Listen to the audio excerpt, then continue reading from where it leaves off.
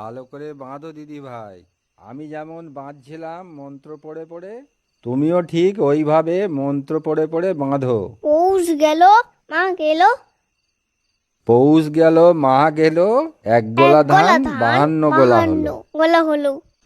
দাদু, আর একটা আছে। হ্যাঁ চলো, ওটা বাগানে গিয়ে ধানের গাদায় দিয়ে আসি।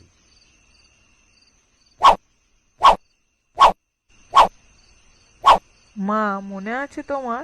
আমি ছোটবেলায় তখন বোধহয় 9 বা 10-এ পড়ি, আর ভাইও তখন কত ছোট। এরকম পৌষ সংক্রান্তির দিন রাতের বেলা তুমি আর বাবা যখন ঘুমিয়ে পড়েছিলে, আর আমি আর ভাই লুকিয়ে লুকিয়ে অনেক পিঠে খেয়ে নিয়েছিলাম। সে বছর তুমি আজকে সরু চাগলি, পুলি পিঠে, রসবড়া আরও কত কি করেছিলে, আর আমরা সেগুলো খেয়ে কি বমি কি বমি।